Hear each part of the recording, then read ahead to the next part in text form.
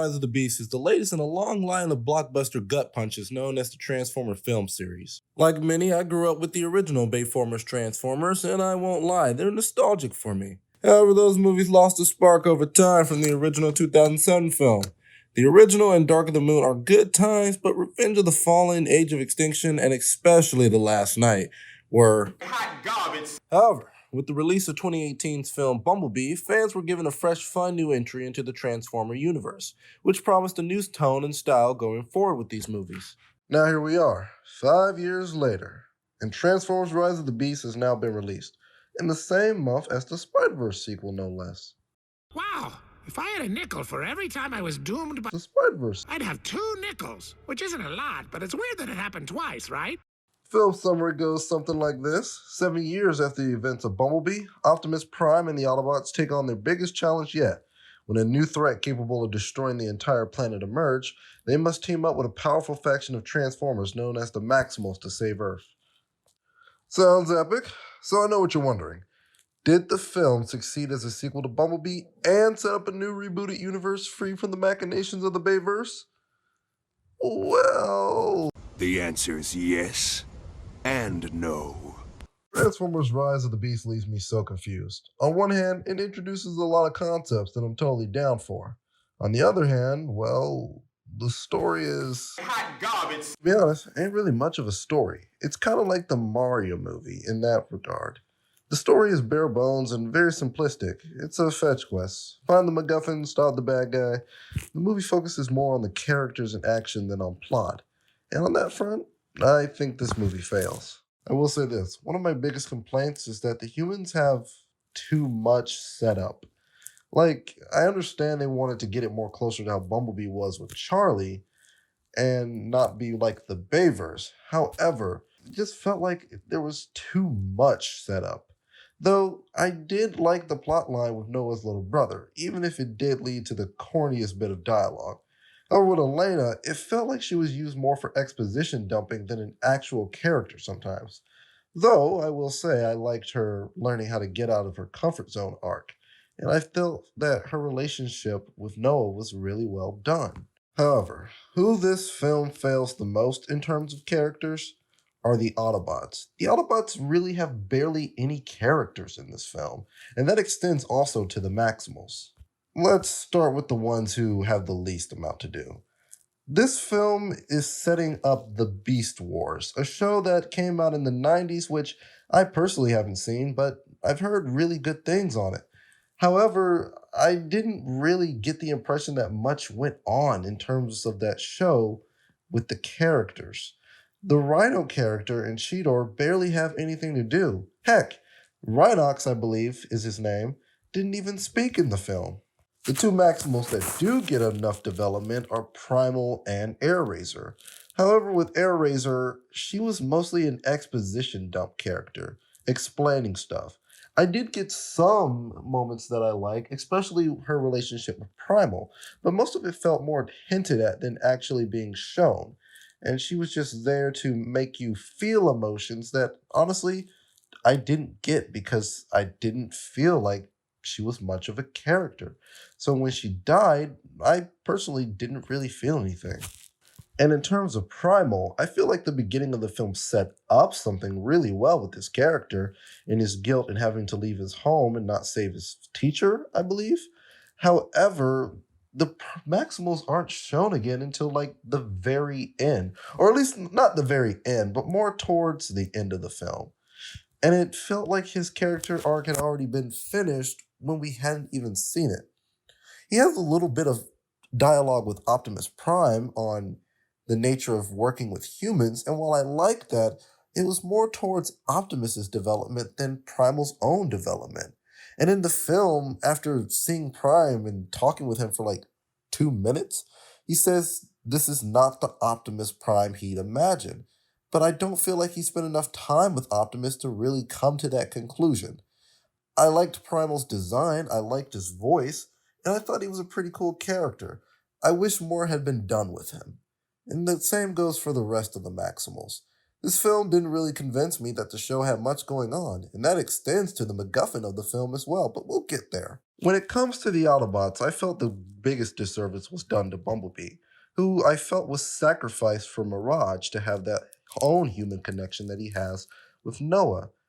But Mirage was basically the Bumblebee character in a movie that already had Bumblebee. So they just took Bumblebee out for the majority of the film and then bring him back in the most Deus Ex Machina way. And it didn't really help the fact that they showed that he would come back to life in the trailers. They should have hit that and not shown that. But Bumblebee did have one of the best scenes in the movie when he did come back, so I guess I can't complain too much. As far as the rest of the Autobots go, RC was doing more than I thought she would, but she just came down to a few lines of dialogue and exposition dumping, especially in that scene where they introduced the Autobots to Noah. But I guess I can't complain too much. She did have some cool scenes, but I really wish they could have pulled more for her. She's the most famous female Transformers character. She has a lot of good material to pull from. The comics, Transformers Prime, Generation 1, and they barely did anything with her. I hope in the next film that she gets a lot more to do. And as for Mirage, Mirage is either a make or break character. I didn't have much of a problem with Mirage. I think Pete Davidson gave a great performance, and I do like the dynamic he has with Noah, but I wasn't laughing at all with anything Mirage was saying. Not to say it was bad, I just felt neutral towards him. I thought he had a good design with some cool powers, but that's just it. But as for Optimus, look, I know I might get hate for saying this, but Optimus Prime was just more of the same from the Bayverse. I'm sorry. Him screaming lines like, "I'll kill you" or "I'll remove your head" was everything that was wrong with Bayverse, and they just brought it back here.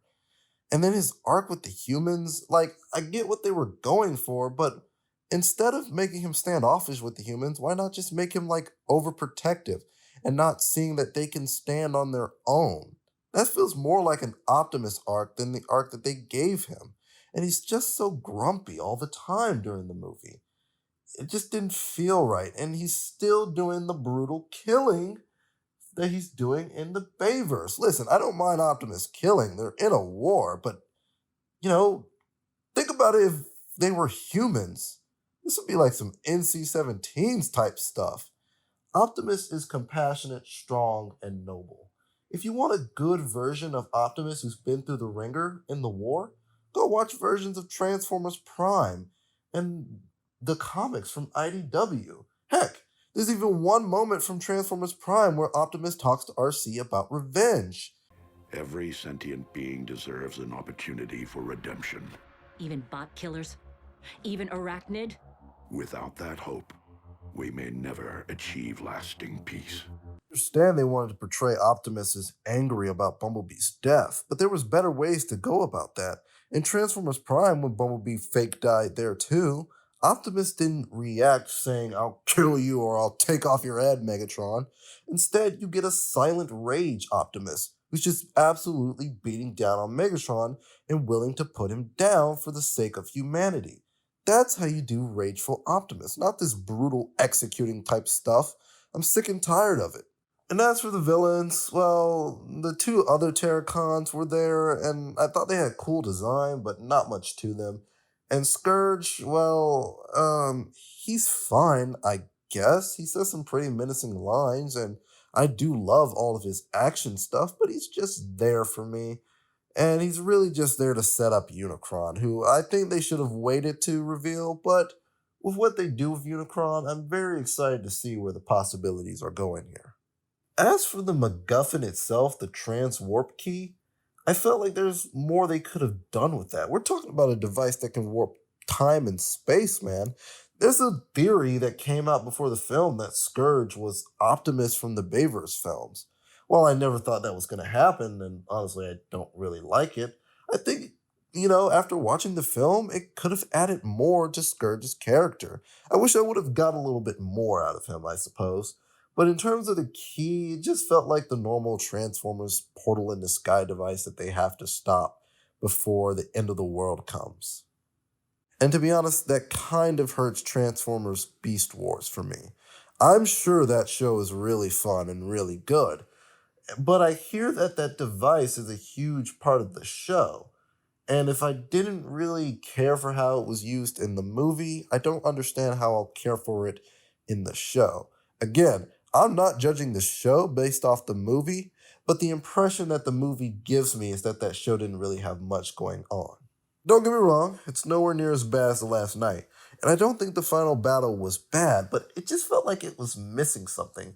I enjoyed what I was looking at, but it just felt like not everything was there. And I think I know what the problem is. You know how in games like Breath of the Wild and Sonic Frontiers, where people were complaining about the enemy variety in the game? But at least in those games, they had variants of the bad dudes. You know, you got a hard Boblican, medium Boblican, and then an easy Boblican. It made the journey through Breath of the Wild a lot more interesting to go through. It still had the enemy variety problem, but at least it was like a different hard mode of the enemy. More like a different experience with each bad guy. But in the film, you can't control the difficulty of the final bosses. So if you see these same enemy types running around, it just kind of gets stale for you. And I don't think the enemies that the Autobots were fighting in the final battle were just that interesting. Cool moments came from it, sure, but it just wasn't enough for me.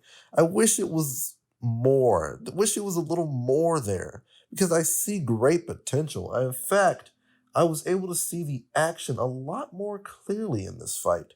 I think in some ways it does surpass Bumblebee's action. But overall, the intimacy of Bumblebee's fighting and the enemy variety between Shatter and Dropkick and Blitzwing in the beginning made the film a lot more fun to watch. And the Cybertron opening, I mean, do I need to say anything else? Overall, I think Transformers Rise of the Beast isn't a bad film, but it's definitely a step back from Bumblebee. And that's a shame too, since I felt that Travis Knight had cracked the code on how to make a good Transformers film. More robots, less humans, more character development for the robots themselves, and an actual dynamic between the teams. And honestly, I think the team dynamic in the original 2007 Transformers film was way better than this film. I actually had characters out of that. Everyone loves Ironhide for a reason. Michael Bay, for all of his faults, made a good team in the original film. Jazz is the cool guy, Ironhide is the tough one, Radzik as the medic, Optimus as the wise but compassionate leader, and Bumblebee as the loud and excitable kid. I just felt a lot more from the team there. They felt like a team. They had humorous moments. It felt like more of a family there, especially when Jazz died at the end and they're mourning him. And when Bumblebee dies in this film, the Autobots really seem nonchalant about it. I mean, they give one or two lines of dialogue expressing their grief, but it just didn't really feel like enough. When Jazz died, they were mourning him. Optimus even gave a speech for him. The whole thing. And this, it just felt like it's Bumblebee. He'll be back probably. And well, they weren't wrong. I'm not saying this for Optimus, but for RC, Mirage, Wheeljack, Stratosphere, it just felt off that they didn't really have much of a reaction to it. Even Noah, he was like hyped to see Bumblebee come back, and the dude didn't even really know Bumblebee that much. The Autobots should have gotten more in this film. Overall, not a bad movie by any means, but not a good one. It's definitely better than Last Night, Age of Extinction, Revenge of the Fallen, but considering how bad those films were, it's not really much of a challenge. It's just below the original 2007 film, Bumblebee, and especially Dark of the Moon, which I know some people might disagree with, but Dark of the Moon's third act alone makes it the best Transformers film. What I would like to see from a sequel is more time with the Autobots, developing their characters, establishing their relationships. I think there's potential here, great potential, even with how I feel about this film, but it needed more time in the oven. the film felt way too rushed, and I'm not opposed to fast films. I mean, we just saw Beyond the Spider, not Beyond the Spider-Verse, Across the Spider-Verse. Man, I wish we were seeing Beyond the Spider-Verse. Woo, man, that movie goes hard. The reason why that film still worked, even with the fastness of it, is because it still had time to develop the characters. You still got relationships. You still got into the mind of why these characters are doing these things. And to be honest, I didn't get that out of this film, and I wish I did. I see potential, I really do, and I think this franchise is going in a good direction. Focus is what is needed for this franchise. Focus more on the Autobots, develop them out, develop what they're going through, make a better dynamic between the team, lessen the human stuff, but still keep the development that they get. Make the enemies in the battles have more variety and give the bad guys more personality. And I think you have yourself a successful franchise. The series is in good hands. All they have to do is just think. Thank you for watching.